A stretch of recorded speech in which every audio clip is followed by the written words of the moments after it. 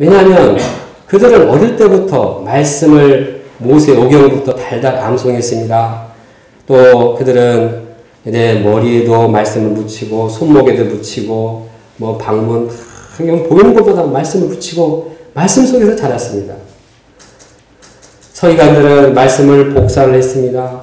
말씀을 해석하고 말씀을 가르쳤습니다. 말씀을 통달했습니다. 그래서 우리는 바리새인들과 서기관들은 말씀을 잘 분별하고 안다고 이렇게 생각합니다. 그러나 오늘 본문을 보면 절대 예수님께서 그들이 말씀을 정확하게 분별했다고 평가하지 않습니다. 오히려 그들이 하나님의 말씀을 범했다. 하나님의 계명을 폐했다. 이렇게 책망하십니다. 마태복음 16장 보면은 예수님은 바리새인과 사두개인들의 교훈을 삼가라고 말씀하고 있습니다.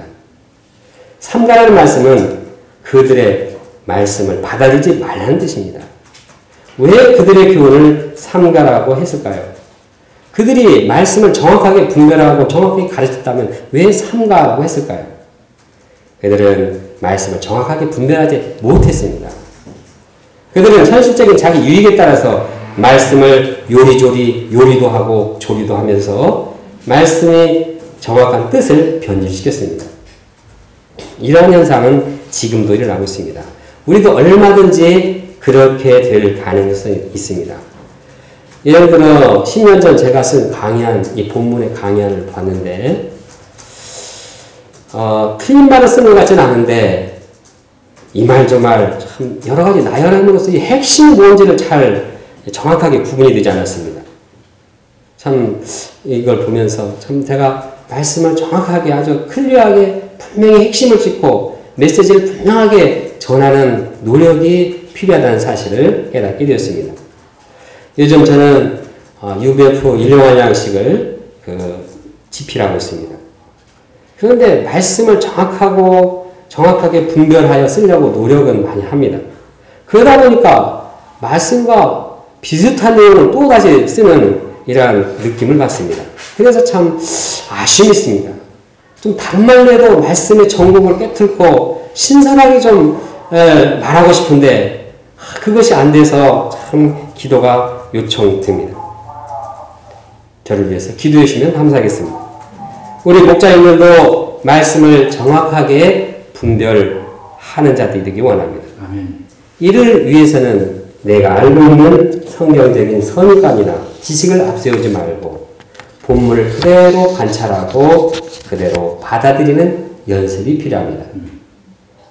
우리 학생의 교육자들은 전에는 말씀 공부하는데 말씀과 관계없이 막 이렇게 하다 보니까 말씀 공부가 저 삼천포로 빠져가지고 그냥 막 이렇게 헤맸기 때문에 요즘은 그거보다도 말씀을 그대로 참 관찰하고 배우고 적용하려고 노력한다는 얘기를 들었습니다. 그런데 어떤 분들은 말씀을 공부하는데 뭐 한마디 나오면은 막 무슨 이 정결하면 그냥 정결에 대해서 막 자기가 알고 있는지 그렇게 생각을 하고 그러니까 이 말씀 그대로 받아들이기 전에 내 생각인 걸 벌써 압도를 해버리니까 배우지 못합니다. 그래서 본문과는 전혀 좀 동떨어진 그런 말씀 공부가 되기 쉽습니다. 말씀 본문을 정확히 분별하기 위해서는 한마디로 정직해야 합니다. 마음 비워야 합니다. 욕심을 버려야 합니다. 있는 말씀 그대로 받아들여야 합니다. 그래서 말씀을 희석시키지 않고 더럽히지 말아야 합니다. 말씀을 정확하게 분별하지 못하고 받아들이지 못한다고 하면 어떻게 그런 부정확한 말씀을 통해서 마음의 깨끗함을 가져올 수 있을까요? 둘째로 말씀을 자신에게 적용해야 합니다. 당시 누구보다도 영적인 리더인 바리새인이나 서기관들이 말씀을 비춰보고 회개하고 심령을 깨끗게 해야 했습니다.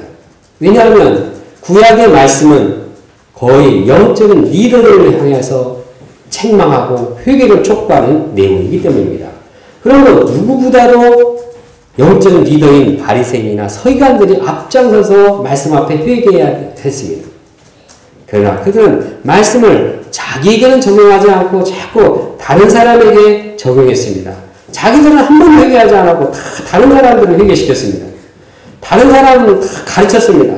왜 이렇게 많이 가르치는지 양들은 아주 그 말들은 아주 머리가 아프고 부담이었습니다. 이처럼 말씀의 종들로부터 말씀을 받아들이지 않고 회개를 안 하니까 그것이 그대로 본이 돼서 양들도 회개를 안 하고 이제 말씀을 안 받아들입니다. 결코 마음이 깨끗해지지 못했습니다.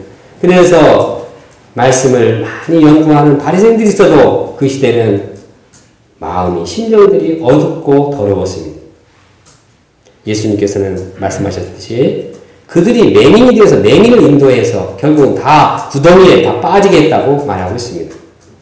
이 정도 영적인 리더들이 말씀을 자기에게 적용하지 않고 자기가 회개하지 않으면 아무리 말씀을 잘 알아도 마음이 깨끗하게 변화되지 않습니다.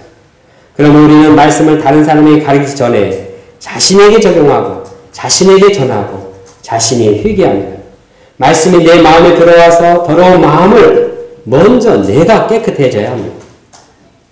과거 저는 메시지를 쓸 때도 말씀을 저에게 적용해서 이제 죄를 회개한 적이 있습니다. 그런데 그렇게 하니까 동역자들이 너무 많이 실망을 했습니다.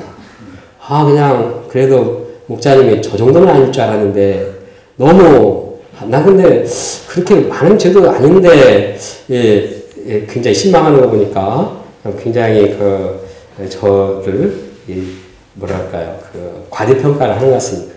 어떤 목사님이 그런 말을 했습니다. 아마 목회하는 분들이 솔직하게 다 그 심정을 알게 되면 아무도 성도들이 안 따를 것이다. 그런 말을 했습니다.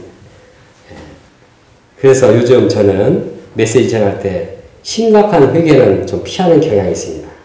그러나 개인적으로 이제 일용할 소감 통해서는 또 매일매일 개인적으로 말씀을 통해서 이제 말씀 입각해서 회개를 하고 있습니다. 그래서 제가 과거보다 좀 변화된 모습이 안 보입니까? 우리 모두가 매일 세수를 하고 깨끗이 하듯이 말씀으로 이제 매일 자신에게 말씀을 적용하고 회개함으로써 깨끗하게 되기를 간절히 바랍니다. 셋째로 말씀 속에 살아계신 예수 그리스도와 성령으로 마음을 새롭게 합니다. 우리는 말씀을 영접하는 것은 단순히 말씀에서 나오는 사상과 철학을 새롭게 하는 것이 아닙니다. 성경적 사상과 철학은 정신적으로 새롭게 할 수 있지만 마음의 죄 문제, 더러움의 문제를 해결할 수 없습니다. 마음의 더러움은 말씀 속에 살아계신 예수 그리스도와 성령께서 깨끗하게 하십니다. 말씀에는 예수님께 살아계십니다. 말씀에는 예수 그리스도께서 십자가의 보혈로 우리의 죄를 사하신 그 놀라운 사랑이 살아있습니다. 그 사랑이 우리를 정결케 합니다. 히브리서는 말씀합니다. 하물며 영원하신 성령으로 말미암아 흠없는 자기를 하나님께 드린 그리스도의 피가 어찌 너희 양심을 죽은 행실에서 깨끗하게 하고 살아계신 하나님을 섬기게 하지 못하겠느냐. 과거에 짐승에 드린 피도 이제 깨끗하게 하는데 하물며 그리스도의 피, 하나님의 아들의 그 희생의 피가 어찌 그 값진 피가 우리의 죄를 깨끗게 할 수 없는가 말씀하고 있습니다. 우리 더러운 마음은 다른 것으로는 아무리 씻어도 씻어지지 않습니다. 그러나 우리 죄를 위해서 십자가에 돌아가신 하나님의 아들 예수 그리스도의 그 피를 영접할 때 우리의 마음은 깨끗해집니다. 찬송가 184장을 노래합니다. 나의 죄를 씻기는 예수의 피밖에 없네. 다시 성케 하기도 예수의 피밖에 없네. 예수의 흘린 피 날 희게 하오니 귀하고 귀하라. 예수의 피밖에 없네. 그러면 우리가 때마다 우리의 추하고 더러운 죄를 예수님의 흘리신 십자가의 피 앞에 고백하고 죄심을 받아야겠습니다. 우리가 말씀을 통해서 성령의 은혜를 덧입고 예수 그리스도의 살아계신 그 십자가의 피의 은혜를 덧입을 때 우리는 그 은혜로 충만하여서 나오는 것이 은혜요, 감사요, 축복이요, 성결이요, 거룩함이 됩니다. 그럴 때 우리 마음이 깨끗해지고 우리 공동체가 더욱 깨끗해지고 또한 캠퍼스와 세계와 모든 인류가 점점 깨끗하게 되는 것입니다.